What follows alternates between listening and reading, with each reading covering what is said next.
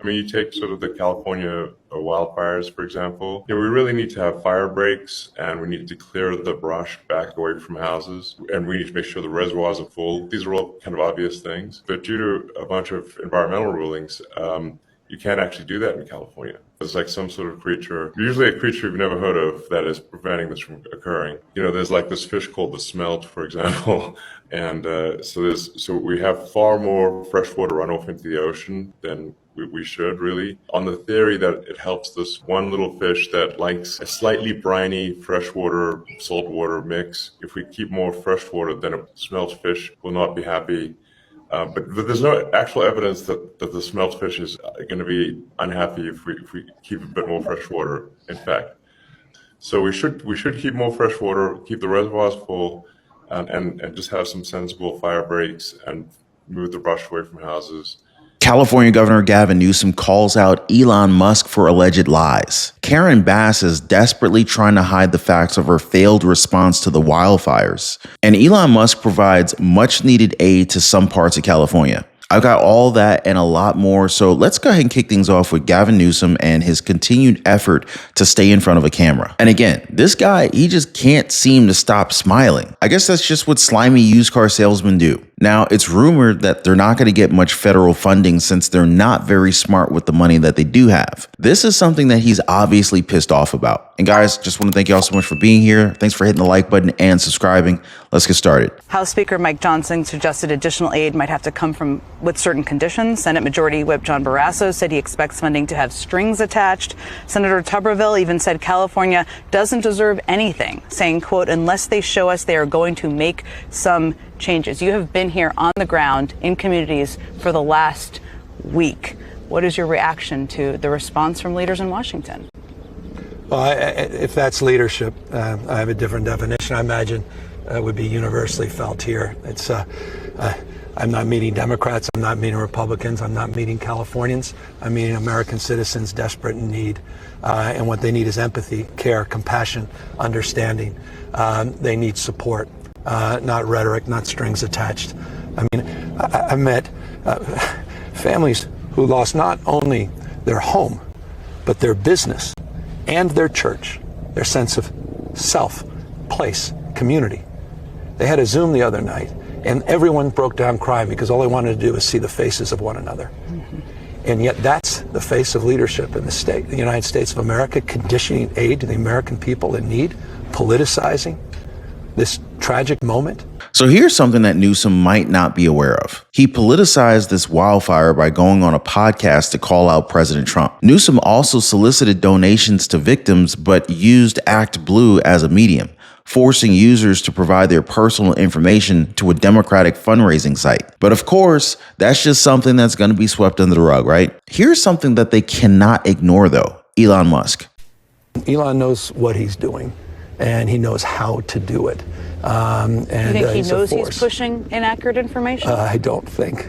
You know? Come on. Why is he doing that? I'll leave that to more objective minds. But I have a lot of mutual friends and a lot of folks that don't know what the hell's happened either, and a lot of folks that are part of that train.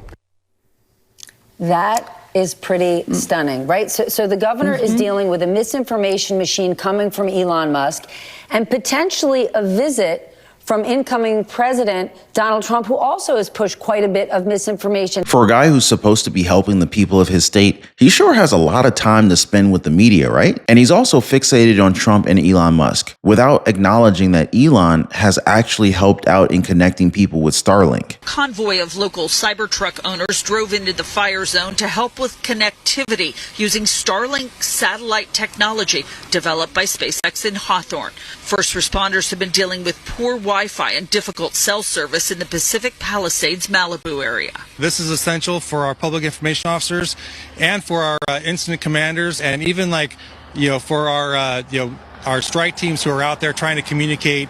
And we have radio communications, but this will enable cell phone and wireless communication. It's good that we're able to help, and even if it's just a tiny fraction, being able to contribute, I think it feels good. And Musk is not a fan of California, but he helped in providing these people with what they needed in an instant. Now, this is something that's hard to expect from Governor Newsom. It's even worse if we try to expect it from LA Mayor Karen Bass. Now, I want to read you guys something from the Los Angeles Times because they've been taking digs at both Gavin Newsom and Karen Bass as of late. So the article is entitled, LA Fire Officials Could Have Put Engines in Palisades Before the Fire Broke Out. They didn't. It says here that the LAFD was facing extraordinary warnings of life-threatening winds. Now, despite this, top commanders decided not to assign for emergency deployment roughly 1,000 available firefighters and dozens of water-carrying engines in advance of the fire that destroyed much of the Pacific Palisades. This is what internal LAFD records are showing. So they knew that they had an emergency on their hands, and yet they did not react in time. And to make matters even worse, these same officials chose not to order the firefighters to remain on duty for a second shift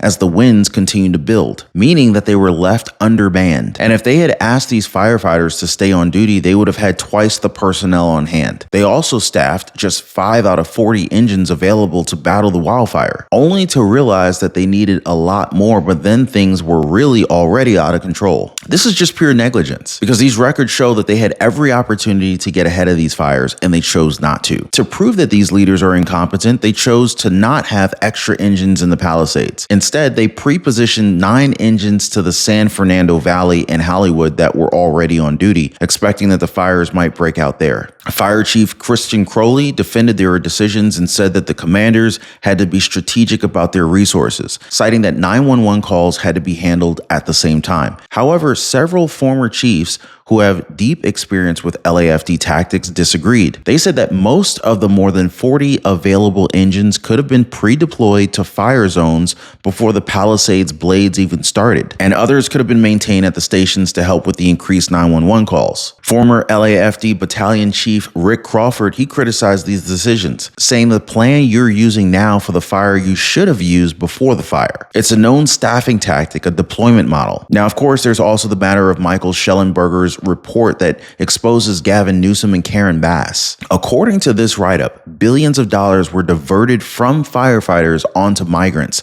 the homeless, and even climate subsidies. It's no wonder it took so long for firefighters to be able to respond to these fires. They claim they didn't see any response until 45 minutes after they called 911. It's hard to believe, Elizabeth, but I wouldn't have believed it either until I saw the video. You know, Michael Valentine, he's a former U.S. attorney for 8 years under Kamala Harris. He and his wife, they live at the top of Pacific Palisades right next to this ridge line where the fire broke out. He says his wife called at 10:29 a.m. Tuesday morning. That's when they first saw it, and they didn't see anybody come for at least about a half an hour, 45 minutes before they dropped some water. He documented it all on video, giving News Nation an exclusive look of where it started and how quickly it grew.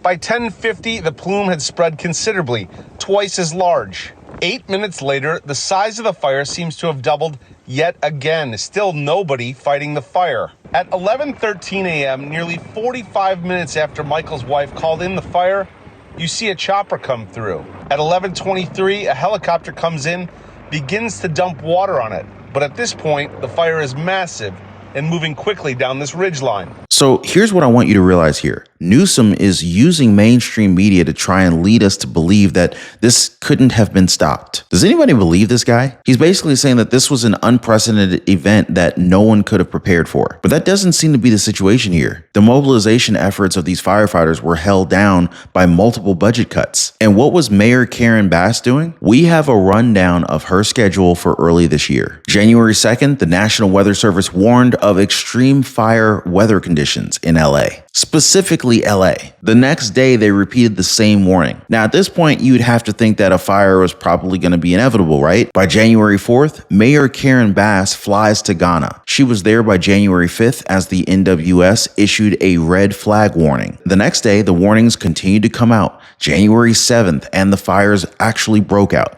Meanwhile, Karen Bass was busy posing for photos at a cocktail party. January 8th, Karen Bass lands in Andrew Air Force Base in Maryland. Bass was asked about the trip and if she regretted it all, given everything that's happened in her absence. Looking back, would you have taken that trip overseas? You know, I am going to focus today but please, on what we know.